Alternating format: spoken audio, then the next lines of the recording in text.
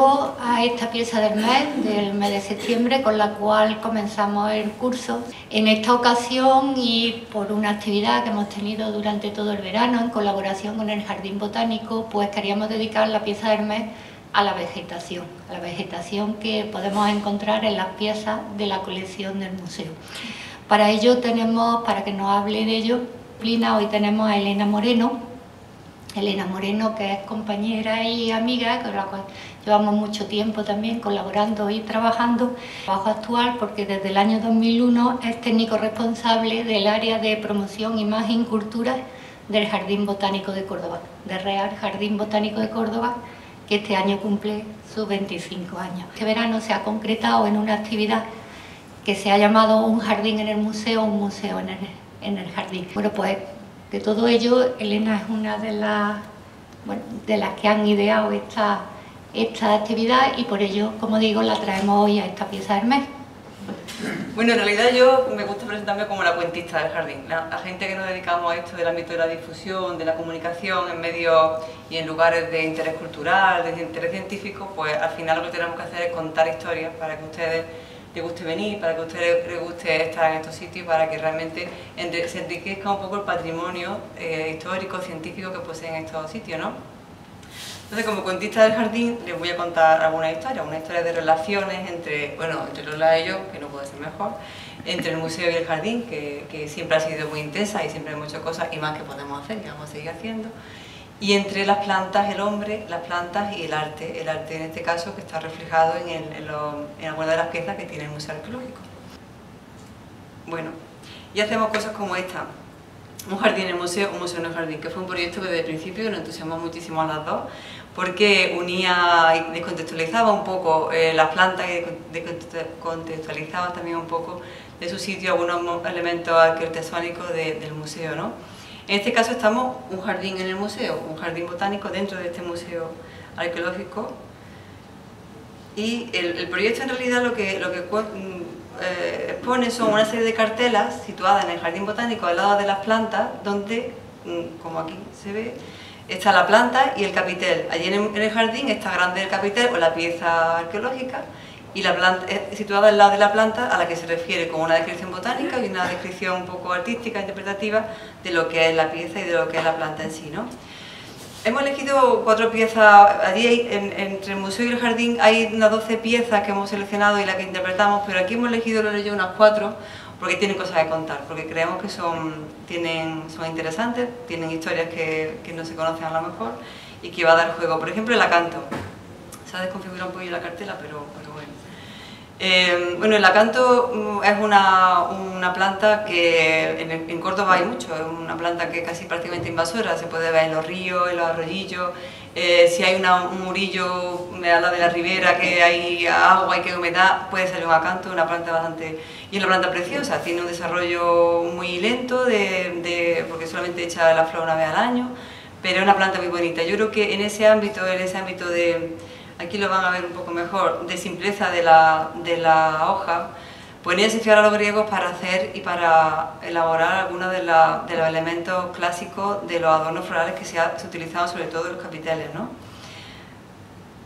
Las curiosidades de esta planta, pues he encontrado algunas leyendas en los que nos gusta contar a la gente que contamos estos cuentos, ¿no? Las hojas efectivamente son fáciles de representar, son largas y rizadas. La utilizaban los griegos y por tanto todas las civilizaciones posteriores que usan unos elementos unos de otros y heredan esa historia, pues fueron heredadas también por los romanos y por supuesto por los árabes, ¿no? Vamos a ver un poco la diferencia que puede haber del uso del acanto en los capiteles clásicos y luego el uso del acanto en los capiteles islámicos, que la verdad que es muy llamativa. ¿Por qué el acanto? Yo me preguntaba por qué, habiendo a lo mejor plantas mucho más mediterráneas, mucho más cercanas, mucho más simples a lo mejor, ¿no? Bueno, es verdad que en esa época que realmente, ya os digo, el acanto es muy invasora y le gusta mucho crecer donde nadie le ve, pues a lo mejor seguramente había acanto por muchos lugares de la sierra, ¿no? Pero es verdad que dice que hay una historia, aparte de que, bueno, Virgilio ya contaba que el vestido de la bella princesa Helena estaba bordado de hojas de acanto. Bueno, hay una leyenda en la que, bueno, la hija de un arquitecto griego muy importante, Calimaco, al morir, su padre la enterró encima de una hoja de acanto y encima de la tumba puso un cesto de flores y encima una teja por homenajear a su hija.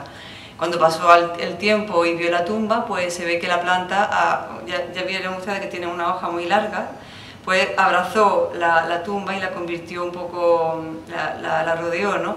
Y esa figura de rodear la losa, de rodear las flores, fue lo que se supone que lo inspiró para hacer los primeros capiteles clásicos y griegos de aquella época, ¿no? Tanto es así que el acanto ahora mismo es la planta simbólica de la Bella Arte, vamos, es la planta que representa a la Bella Arte. Tenemos en el museo, que son capiteles clásicos, donde el acanto pues, está representado de una manera muy figurativa, realmente se ve y se interpreta pues, que es ese tipo de planta, porque es una representación bastante fiel, ¿no? Aquí hay varios capiteles de varias épocas, incluso una base, ahí está recuadrada en azulillo una representación de acanto de una cornisa romana. Y bueno, pues esa es la imagen del acanto en esta época, en este estilo romano, que es muy visual, muy realista, ¿no? Aquí en las mésulas todavía más, se ve perfectamente, vamos, la calidad y los detalles que tienen los acantos en estas hojas, ¿no? En el islámico es todo lo contrario. En el Islam, pues voy a soltarme un poquillo porque en el Islam no se creía que representar una figura, un elemento figurativo de tanto vegetal, animal como humano, pues era una especie de insulto a la divinidad, a Dios, y no lo hacía. Entonces lo estilizaban mucho, lo representaban mucho, lo interpretaban mucho y llegaban a ser unos elementos pues, muy simbólicos, mucho más que figurativos, ¿no? Estos son de algunos elementos islámicos, hay más acanto. Algunos capiteles compuestos. Ya el último, de la época islámica andalusí, de la época califal, es ya la simpleza máxima, un capitel precioso, está ahí abajo en el museo, y un capitel muy bonito y además muy simbólico de lo que hacían ellos, que era representar con la máxima simpleza lo que podían. Aquí seguimos con los capiteles y ahí hay una hoja que yo, si Lola no me mata, había contado una historia porque me llamó mucha atención. Igual no es verdad, pero como he dicho que somos contadoras de cuentos, pues yo la cuento. En muchas de las piezas que vimos del museo están representados, bueno, pues claro, era muy difícil, además con esta interpretación sabiendo que ellos no interpretaban realistamente la figura, ¿no? Pero entonces se supone que puede ser loto, que puede ser jazmines, que pueden ser flores, y yo me he ido a la historia del tulipán de Esteban, ¿verdad? Porque, bueno, hace un par de años, en una investigación hecha con la Universidad de Córdoba, el Jardín Botánico y la Escuela de Estudios Árabes de Granada, pues traduciendo uno de los escritos árabes, creo que fue de Al-Makari o Al-Basal, no sé cuál del autor, vieron que los tulipanes y muchas de las flores que se creían procedentes de una zona del norte, ¿no? De Holanda, de la zona más fresca y húmeda de Europa, pues no es cierto. O sea, traduciendo se ve que hubo un comerciante toledano que ya trajo los tulipanes de Siria y de Oriente y que lo introdujo en la península ibérica para consumo de la época islámica actual, del Ándalus. De hecho fue muy utilizado en algunos jardines, en algunos palacios, y de ahí se exportó al norte. De ahí fue cuando nosotros exportamos muchas de las plantas ornamentales y muchas de estas flores, en concreto el tulipán, puede ser también la flor de loto, por supuesto, pero me gustaba contarle la historia esa porque realmente que se da por sentado que ese clima era propicio, pues no, el tulipán es mediterráneo, es oriental, y lo utilizaron aquí en la época andalusí para ornamento y para los jardines. Bueno, otra de las plantas que hemos elegido también que se representa en las piezas del jardín del museo es la palmera. La palmera realmente es muy curiosa porque en una de las traducciones de Al-Basal decía que se asemejaba mucho al cuerpo humano por las necesidades que tenía, tanto de alimentación, de cuidado. De hecho decía, no lo he copiado así porque me parecía muy drástico, claro que si te cortas la cabeza a la palmera pues se muere, no brota, no sigue brotando, ¿no? Y entonces ellos, todos esos órganos y todos esos elementos que tiene la palmera pues lo asemejaba mucho al cuerpo humano. El árbol cómico de esa cultura, de hecho, si vemos, se supone que aquí quisieron imitar un oasis, un bosque de palmeras, ¿no? En esa estilización y esa simplificación que hacían de todo lo realista en esta cultura, en esta época, pues se supone que el bosque de columnas que hay en la mezquita, pues es un bosque de palmeras expresado por ellas, ¿no? Aquí vemos también en esa idea de simplificar y de, bueno, interpretar todos los elementos vegetales que podían tener las piezas arquitectónicas. Aquí hay esa ampliación de la izquierda, de la derecha, es el árbol de la vida. Se supone que puede ser un árbol de palma, un árbol de palmera, igual que las interpretaciones que hay abajo de hoja de palmera, en la orza del ánico andalusí de época califal, ¿no? También lo utilizaban aquí pebetero de bronce, también muy bonito, que con esa idea de usar palmas y palmeras, ¿no? En el ornamento, y la concelita esa, ¿no? Esa es nuestra tercera planta, es el olivo. No es porque hayamos encontrado realmente demasiados elementos simbólicos o representativos de las piezas, ¿no? Pero sí porque realmente era un elemento de la cultura andalusí y la cultura de la agronomía muy interesante, vamos, muy importante. De hecho, el paisaje andaluz está configurado de olivo desde una época muy antigua, ¿no? Se supone, además, se sabe que es el protagonista del paisaje agrícola de la época andalusí y de nuestros días. Incluso traduciendo a los autores árabes, se ha llegado a la conclusión de que muchos de los conocimientos que tenían entonces para los esquejes, el traslado, el trasvase de los pequeños tallos o los injertos, son cosas que aún se siguen utilizando y que se usan como novedosas. O sea, se ha ido a las fuentes árabes para conocer más esta planta, para poderla utilizar de otra manera, para incluso poderla poner en conocimiento, y actualmente se usan esos conocimientos para la agricultura moderna, ¿no? El olivo lo introdujo en España, en la península ibérica, los romanos. Tenía unas connotaciones sobre la paz y sobre todo esto que simboliza la unión y de hecho la rama de olivo de Noé, y todo esto, toda esta cultura, esta idea que están ajustadas a lo que es el olivo, ¿no? De hecho, en los primeros Juegos Olímpicos la corona no era de laurel, era de olivo, se supone, ¿no? Pues esta es la pieza que hemos elegido y la verdad que es muy bonita. Tiene, aunque es una simpleza muy básica, ¿no?, en la representación, pero se ve ahí pues cómo pueden estar cogiendo la aceituna, las olivas, y cómo están con la cesta incluso ahí. Bueno, y llegamos a la estrella de la jornada, la manzanilla. Esto lo hemos elegido sobre todo porque es que cuando estuvimos aquí dudamos mucho en realidad, porque la pieza en sí que nos planteábamos era esta, que era una pieza, un dintel de ventana visigodo tan bonito que tenía pues esos rosetones ahí de una flor de 6 pétalos. Abajo también hay también un dintel de visigodo con esa flor tan estilizada. Vimos también que había flores estilizadas en otro elemento, ¿no?, como en ese bacín de cerámica o en esa cenefa del tablero decorativo andalusí, ¿no? Ahí empezamos a pensar que podían ser margaritas, podían ser jazmines. Este sí parece más jazmín, el del tablero decorativo, ¿no? Empezamos a pensar que podían ser también, por supuesto, símbolos solares, ¿no? Unidos a esa alquimia, a esa magia que podíamos tener todavía heredado de nuestros antepasados.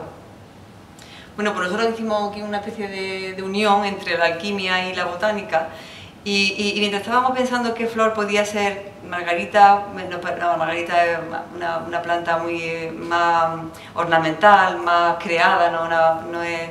Viene también del norte de África, efectivamente, pero bueno, la manzanilla nos gustaba más por lo que había que contar de ella, ¿no?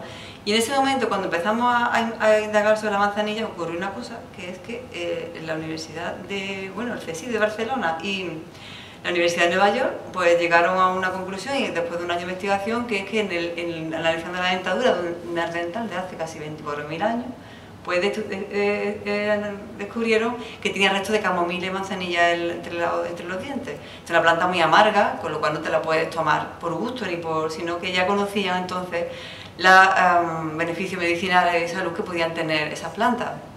Entonces empezamos a pensar que los cuentos, esto que contamos la gente esta que os dije antes, que posiblemente pues uniendo bueno, había muchas manzanillas y era muy rico en este cultivo, este cultivo eran flores silvestres y estaban toda la zona mediterránea. Y unido también a esa visión mágica que podían tener de ella, porque calmaba dolor de cabeza, calmaba algunos malestares pues lo unieron a esa parte botánica, esa parte cósmica, alquímica, que podían ser que la representaran en algún friso, en algún elemento decorativo, ¿no? Y por eso, este se me ha colado.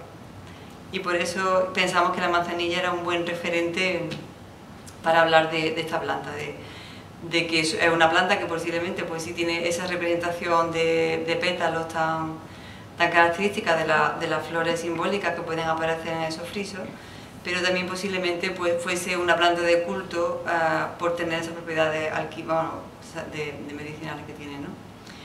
Bueno, esto es un jardín en el museo. Yo, si Lola me lo permite, os invito y ya meto la cuña publicitaria del Jardín Botánico para que vengáis. Y deciros que de las próximas cosas que tenemos en el jardín, pues está esto, que seguimos la relación esta entre el hombre y la planta, el hombre y el Jardín Botánico es el primer mercado provincial de jardín y alimentación, donde vamos a tener pues, un mercado donde se compran plantas y elementos alimentarios, gastronómicos, y donde vamos a estar talleres con gastronomía, talleres con los cocineros y un montón de cosas para que bueno, sigan esta relación entre el Jardín Botánico y usted. Y con lo que queréis preguntar. Una pregunta, ahora que estáis las dos ahí. Yo cuando vine, mi familia y yo, cuando llegamos aquí a Córdoba, una de las primeras visitas que hicimos fue precisamente al Museo Arqueológico y al Jardín Botánico. Luego lo contaba y había gente que se sorprendía de lo interesante que eran ambos sitios, porque no los conocían de Córdoba. La pregunta es, ¿tenéis contabilizado el número de visitas que recibía al año? Y si sabéis mucho si son de Córdoba, si está clasificado, digamos, de la procedencia de los visitantes y cuántos son de Córdoba.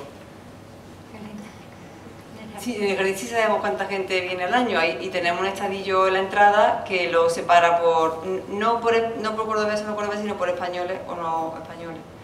Pero, claro, los números son importantes, de verdad, Antonio, yo lo sé, y eso es cierto, ¿no? La verdad que cuando el jardín hubo algunos momentos en el jardín interesantes. Bueno, uno fue en el 87, que fue cuando por fin se abrió al público, llevaba ya casi 7 o 10 años creándose y creciendo antes de abrirse. Y otro fue en el año 2001 quizás, que fue el año en el que se pensó que se podía dar a conocer más, abrir más y realmente empezar a contar números, ¿no? El jardín se cerraba 3 meses al año, pues toda esa evolución que han sufrido los sitios de interés cultural y de interés científico, ¿no? de avanzar y ponerse al pie de la sociedad, claro. Pues en ese momento el jardín tuvo un incremento de un 70% de las entradas, o sea, iban unos 30.000 y pasamos casi a 70.000 personas al año. Ahora llevamos una media de unos 63.000 personas al año visitándola. No es tan importante, creemos, yo no sé en los museos también, ¿no? Pero no es tan importante la cantidad de gente como la cantidad de gente que va, como la cantidad de gente que lo conoce y lo referencia, ¿no? Por ejemplo, nosotros hicimos una encuesta en la ciudad acerca del jardín botánico y el 90% de los cordobeses se sentían muy a gusto en una ciudad con un jardín botánico. Claro, una de las preguntas decía, ¿ustedes creen que con un jardín botánico la ciudad es mejor? Y claro, obviamente. Pero que todos habían ido de pequeños y no habían vuelto, ¿no? Era como un cuadro fijo, yo ya lo he visto y ya sé lo que es y ahora voy a ver otras cosas, ¿no? Entonces un poco en ese ámbito estamos en los museos, sobre todo nosotros creo que tanto el arqueológico como el jardín hemos sido un poco fruto de esa evolución y adaptación, ¿no? El museo, desde que yo recuerdo que vine con el colegio hasta ahora, es otro museo mucho más adaptado, más mayor, y el jardín también, ¿no? Un poco. Intentamos un poco eso, hacemos una encuesta a la puerta para ver qué queréis del jardín. Hay una solicitud de decir, bueno, ¿y qué te gustaría ver? ¿Qué es lo que habéis visto ahora?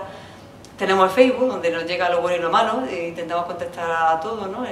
Los medios de comunicación ahora mismo a nivel social y las redes sociales son una estrategia interesantísima para saber qué quieren de estos sitios, ¿no? Intentamos un poco darlo, ¿no? Pero sí, la verdad que el incremento es es progresivo pero no hemos parado a pensar cordobeses o no cordobeses, sino gente que no vive en España y gente que es de aquí.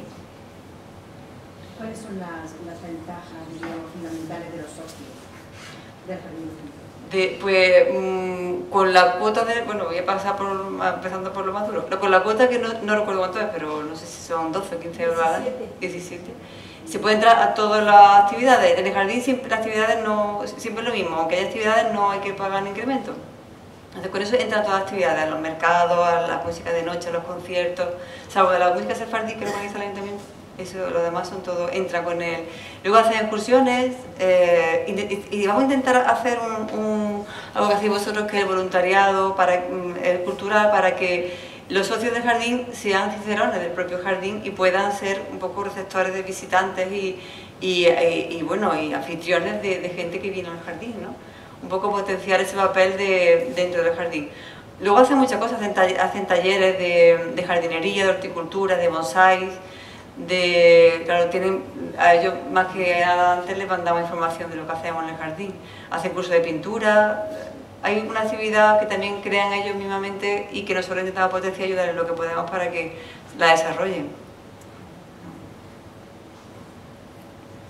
¿Lo de la visita tú quieres decir algo? No, lo de la visita muy rápidamente, estadísticas hay, claro que hay en el museo, se diferencia también por españoles, por visitantes comunitarios, visitantes extracomunitarios y también por cordobeses. Pero como decía Elena, y muy rápidamente, no, por supuesto que interesa la cantidad, ¿no? Nosotros estamos en el orden de entre 80 y 90.000 visitas anuales ahora mismo. Pero nos interesa muchísimo más la calidad y nos interesa fidelizar esa visita y saber lo que quiere el visitante, que hacemos bien y por supuesto que hacemos mal para cambiarlo. Ahí está, como dice Elena, las redes sociales y tenemos ahora mismo muchos canales de comunicación para poder arreglar precisamente lo que hacemos mal e intentar potenciar lo que hacemos bien. Y evidentemente desde hace 10 años seguimos un programa de difusión y de comunicación en el que nos interesaba lo que dice Elena, no una vez fui al museo y ya está, sino que ustedes vengan continuamente al museo a hacer cosas muy diferentes y que es lo que hacemos con las piezas del mes, con otras muchísimas actividades. Eso es un poco, pues la misma idea que tiene el Jardín Botánico, la misma línea de trabajo tenemos en los museos. ¿Qué otras plantas os habían interesado a la hora de hacer?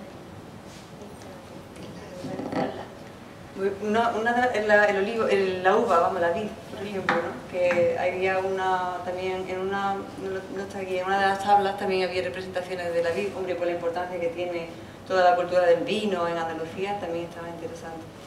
¿Qué más? También otra planta que cogimos fue la dormidera, que aparece en la guirnalda de frutas que hay abajo, también de frutas y flores. Pero bueno, tiene también muchas connotaciones de alquimia, de uso de medicinal y eso y también. Pero no estaba muy bonita, muy representada en el jardín ahora porque la época que tiene está bonita en mayo y no la hemos destacado singularmente. ¿Qué más había más plantas? Sí. Jazmines, por ejemplo, también. Granada. La granada, los frutos, manzana, hay frutos representados, muchísimos tipos de frutos, pero bueno, como todo, siempre que te contamos una historia, como dice Elena, elegimos. Y nos interesaba mucho, como bien ha dicho Elena, algo que, que forma parte de nuestra vida, que eso que estudiábamos en el colegio y todavía los niños siguen estudiando, que es la tríada mediterránea, ¿no? El cereal, la vid y el olivo, ¿no? Bueno, pues el cereal está menos representado, aunque hay algunas cosas, pero por supuesto la vid y el olivo sí forman parte. Y el olivo, como ha dicho Elena, la pieza que ha presentado, tenemos la suerte que en Córdoba tenemos pues una de las primeras representaciones que se conocen de la recogida de la aceituna, que no es variando ni como lo hemos conocido hasta ahora, sino que es una recogida a mano, subidos con los cestos recogiendo a mano la aceituna. ¿Hay un pedazo también de huerto, verdad? Sí, también hay representaciones de huerto y bueno, hay muchísimas plantas. Pero siempre, como digo, cuando contamos una historia o elegimos un discurso, como decimos nosotros en nuestros proyectos y en nuestros papeles, pues elegimos qué piezas por lo que queremos contar. Fundamentalmente, como he dicho, lo de la tríada, porque tiene mucho que ver con nuestras cuestiones básicas de alimentación, nuestra forma de vida, pero también otras plantas que estaban ahí, que son silvestres, como ha dicho Elena, bueno, lo de las manzanillas, que estábamos encantados con la historia del neardental, porque además está ahí, pero la dormidera, que no la hemos elegido, porque como bien dice Elena, no podíamos enseñarla en el jardín porque no es época. La dormidera también es una planta que ustedes saben que se ha utilizado mucho comúnmente, pero es una planta que siempre se ha utilizado y está muy representada. Y la palmera, que bueno, la palmera tiene otros referentes, ya no tan cercanos a nuestra vida, sino otros referentes más simbólicos, tienen que ver con lo que ha dicho Elena del árbol de la vida, de esa representación que va saliendo, bueno, pues la rama de lo que es eso, la vida, y bueno, esa era un poco las plantas que habíamos visto. Sí. ¿Qué posibilidad hay de que el Museo Arqueológico se amplíe, como alguna vez se habló por ahí, por la casa de Judío, por donde las gradas del Museo Arqueológico sí dicen que se extiende por ahí debajo de la casa esa? ¿Que hay alguna posibilidad de que se amplíe? Bueno, ahora mismo bastante tenemos con conseguir que la otra parte. Vamos, con conseguir que el proyecto, que ahora mismo está paralizado, como ustedes bien saben, continúe, ¿no? Con lo que realmente es el museo, porque ahora mismo estamos en algo provisional, con una exposición temática y provisional, mientras lo que es realmente el museo, la exposición permanente, pueda desarrollarse en el Palacio, en lo que sucede en el Palacio de Jerónimo Páez. La Casa del Judío es una opción que está ahí, que se vio durante un tiempo y siempre está ahí. Pero ahora mismo, eso, como hay que elegir, iremos más por la vía de intentar y conseguir que el museo se desarrolle como se tiene que desarrollar en su sede, que es el Palacio de los Páez de Castillejo. Quería decir, para enseñar el jardín botánico, yo me gustan muchísimo los árboles. Suelo ir al jardín botánico varias veces al año para ver las distintas fases que llevan los árboles. Pero lo que yo echo de menos en este jardín botánico de Córdoba es precisamente eso, que hay muy poquitos árboles. En la zona del arboretum, que no sé por qué, en la zona que da del río hacia la avenida principal, aquí no se siente todo eso, prolongación del arboretum, no que hay unos cuantos árboles frutales, pero a mí me gustaría que la parte de la zona del árbol, que faltan muchas especies que se ven en otros botánicos, que no los hay aquí en Córdoba porque es muy reducido el espacio dedicado a los árboles. Lo que pasa es que todo no se puede tener. No es verdad que a lo mejor el jardín podía haberse ampliado un poco más hacia la zona del río. Lo que pasa es que el jardín es una colección de colecciones, ¿no? Entonces, todos los jardines botánicos tienen tres partes, digamos, básicas para ser jardín botánico. Una es un arboretum, otras son colecciones representativas y relacionadas con el sitio donde está el jardín, en este caso la península ibérica y la Sierra Morena, y otro es un banco de germoplasma, un banco vegetal que permita seguir la conservación y intentando. Entonces nosotros creemos que tenemos esas tres bases, ¿no? Y ampliar el arboretum, como usted dice, significaría un poco a lo mejor quitarnos parte de la huerta, ¿no? que es la zona donde dice que hay árboles frutales. Claro, también es verdad que los árboles del arboretum no son de aquí. Un arboretum en todos los jardines botánicos es una colección de árboles que no proceden y que no son autóctonos, ¿no? Entonces ahí convive una secuoya con a lo mejor una secuoya, que es una especie de una pinácea canadiense enorme, ¿no? En Yellowstone, por ejemplo, los coches se meten por debajo de la madera y convive con una choricia, con el árbol, con se le llama bueno, es una planta que engrosa mucho el palo borracho. Muy bien. Se ve que sí conoce el arboretum. Claro, el palo borracho en cualquier sitio donde se lo ven es una planta así y tiene una especie de tonel, de barril. Aquí está esterilizado, súper alto y súper largo y no engrosa porque no tiene las condiciones que tienen en otros sitios, ¿no? Entonces, claro, hay conviven muchas plantas que hay que buscar que se armonicen, plantas de todos los continentes que armonicen entre sí y que no compitan unas entre otras, muchos árboles, ¿no? Claro, los árboles también además no solamente lo que ves, es lo que es debajo de la tierra, ¿no? Debajo de la tierra hay un sistema de raíces entre ellos que también tiene lo suyo, ¿no? Entonces, pues es posible que sí, que la diversidad de plantas que hay en el jardín, pues en algunos momentos podemos enriquecerla. Es verdad que ahora tenemos otras zonas, por ejemplo, que estaban cerradas, como son los invernaderos, que han estado cerrados tiempo, los invernaderos americanos, donde sí que conviven plantas de muy difícil, una planta americana, un clima tropical, húmedo, templado, y aquí estamos con un calor de 46 grados en verano, con un frío de menos 12 en invierno, y aclimatarla a esta época, como pasa con muchas del arboretum, cuesta trabajo, ¿no? Nosotros siempre intentamos un poquillo ampliar por un lado y por otro e incluir en las colecciones cosas que creamos que son de interés, ¿no? Por ejemplo, en esa colección hay una higuera que estaba antes de que estuviese el jardín. Los arboretos de todos los jardines botánicos son zonas paisajistas, son mucho más... Intentamos que sean mucho más naturales, que tengan una visión y un estilo mucho más paisajista que en la mera colección como puede ser la huerta. También lo que pasa es que en la huerta también hay muchos árboles frutales, de hecho hay acerolos que ya están casi extinguidos, en plantas de Andalucía, pero parecen menos porque está organizada de otra manera. En el arboretum, si entras, pues parece un bosque que es verdad que a lo mejor puede tener más elementos, ¿no? Pero claro, la diferencia con lo otro, que son plantas que están organizadas de otra manera, pues a lo mejor parece que se corta y no continúa, ¿no? Pero bueno, yo lo sugiero y si es posible, nada implementamos. Hay unas plantas que, claro, que a lo mejor lo que dice Lola pasa con las piezas del museo, que pasas por ella y no te das cuenta de que están, ¿no? No parecen lo que son, ¿no? Hay una planta, por ejemplo, que yo la llevo, y mis compañeros del jardín lo saben, a todas partes que voy, que son los encefalartos, que estaban por aquí, sí, a ver si podemos...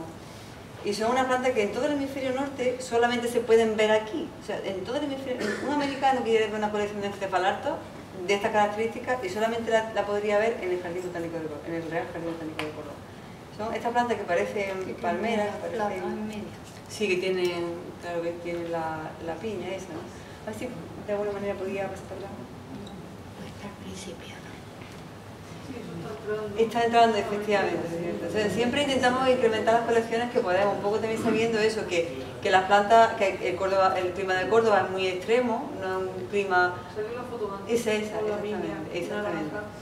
Entonces a lo mejor no es tan exhaustivo en algunas zonas, pero sí creemos que puede ser muy exclusivo, muy interesante esa...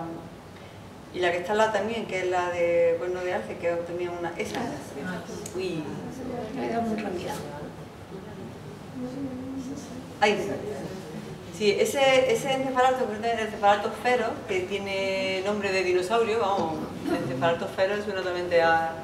Pues es una planta que ya existía con los dinosaurios, de las primeras plantas que aún coexistían con los reptiles, es posiblemente un fósil viviente, la planta más antigua que se conserva y más realística, más en peligro de extinción que hay. Está en la planta roja del hilo rojo de las plantas de CITES, ¿no? Y no es nuestra, en realidad no es de los cordobeses, es patrimonio del Estado, la tenemos depositada y va muy bien, porque de llegar de una manera muy precaria con 2 hojitas, pues ahora hay una colección de 14 o 15 ejemplares que, para rabia de nuestros compañeros botánicos de otros jardines, y para sorpresa nuestra, pues está fructificando con esa piña es lo que le evidencia, esa planta que parece una palmera, prima de los pinos, es pariente de los pinos, de la ginoferma, y hace 6 años dio esa piña así, de ese color, así, es roja, preciosa, y el año pasado nos sorprendió, sin saberlo, con 4 piñas más, algunas tienen pelo, con lo cual es muy desconocida. Yo digo que esta planta procede de Mozambique, se fue a decomisar en la frontera de Barcelona, la fueron a quemar porque no puede entrar en un país la planta sin papeles, y alguien de Seprona vio que era interesante, y un jardín valiente, que fuimos nosotros, dijo, nos quedamos a ver qué pasa con ella. Pues lo que pasó es que, bueno, es la colección de encefalatos más importante del hemisferio norte, y que esto da idea de que somos cada vez más africanos, menos mediterráneos, y que los arboretum van a ser más difíciles de conservar, pero bueno, nosotros siempre estamos incrementando. Y la flor, me gustaría verlo aquí. Sí, la flor es que está pendiente en el jardín y tenemos planes con el invernadero. Yo quería hacerle una pregunta. Hace unos 5 o 6 años, la rosaleda tan estupenda que había en los jardines de la agricultura, ¿no? Cerca de la estación, lo quitaron, sí, vamos a decir de alguna manera, para hacer una biblioteca, Sí, una biblioteca. que nunca se ha hecho. ¿Qué pasó con esos rosales, que había una colección allí? ¿Están en el jardín botánico? Nosotros fuimos a ver los rosales de la Rosaleda por si había algún ejemplar o alguna especie interesante para nosotros.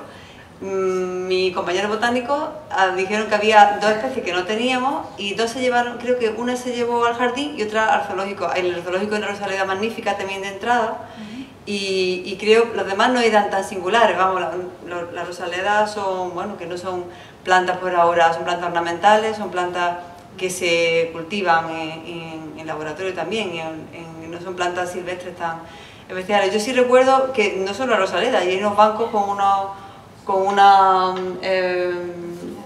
los azulejos de los bancos de esos son magníficos y son de Sevilla, son de la fábrica de Triana, efectivamente. Y bueno, en realidad todo lo que no sea se puede conservar, yo creo que en esa labor estamos intentando acudir y llevar. Es muy difícil trasplantar un rosal, muy difícil, y más con las condiciones que hay en Córdoba. De hecho, hay veces que están horrorosos y veces que están espléndidos. En abril están espléndidos nuestros rosales. ¿Y qué se hicieron con el resto de todo aquello? Si ustedes se quedaron con un ejemplar. Sí, un ejemplar que creo que yo y a los botánicos que no lo teníamos, no porque fuese especial, sino porque no lo teníamos e intentábamos. Hay en el Jardín Botánico hay una zona que es un patio cordobés, donde tenemos rescatados geranios, gitanillas y algunos rosales de algunas casas también de particulares que ya no los pueden cuidar, que ya ha heredado y la abuela no sabe qué hacer con. Entonces nos lo han donado a nosotros, intentamos allí un poco aclimatarlo.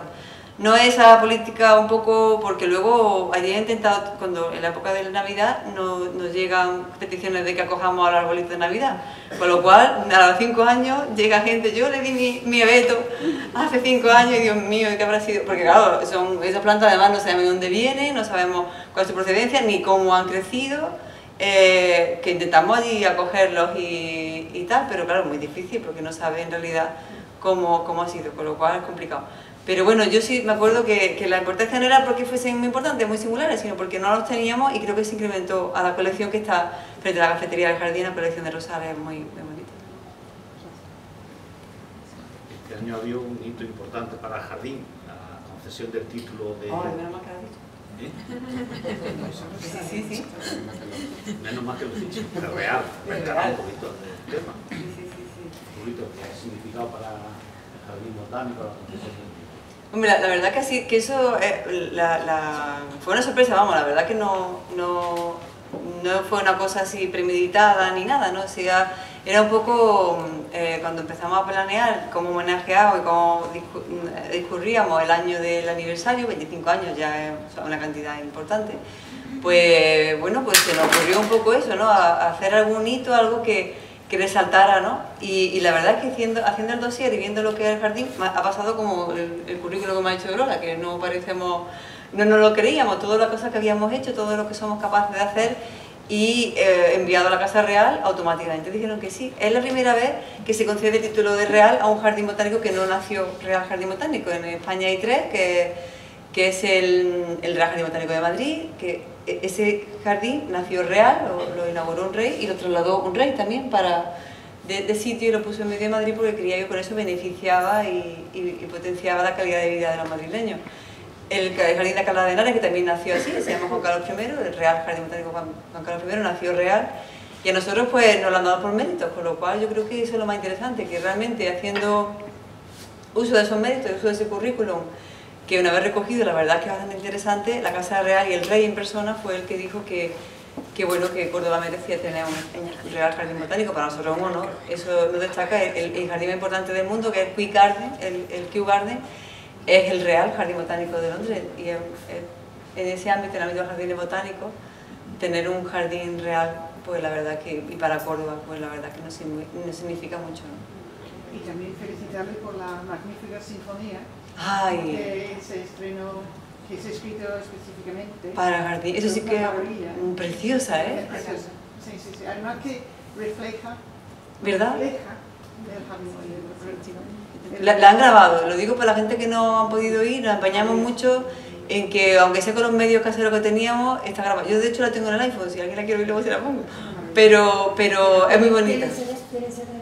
No, vamos a intentar ver dónde. Pues claro, nosotros que nos dedicamos a conservar plantas, de hecho eso es lo que pasa, ¿no? Que el jardín abierto o cerrado hace su misión, entonces estamos intentando hacer de todo y tirando de los amigos como Lola y el Museo Arqueológico, amigos como gente que ha venido aquí que nos ayuda y que siempre tenemos una mano con ellos apoyándonos, ¿no? Porque en realidad el jardín, la misión del jardín, que es la conservación de las especies vegetales, con las puertas abiertas, con la puerta cerrada, pues nosotros nos hemos empeñado en que la puerta esté siempre abierta, en que siempre haya un horario, abrimos, este año hemos cerrado a las 1:30 o a las 2, allí no hemos echado a nadie, hemos cogido las llaves y hasta que no ha terminado la última visita guiada por el invernadero no hemos cerrado la puerta. Entonces, pues claro, eso son muchas cosas e intentamos ordenarlas y priorizarlas, pero vamos, todas las cosas que ustedes sugieran, pues seguro que se tienen en cuenta y que intentamos ponerlas al día, ¿no? Muchas gracias a todos y hasta la próxima. Gracias.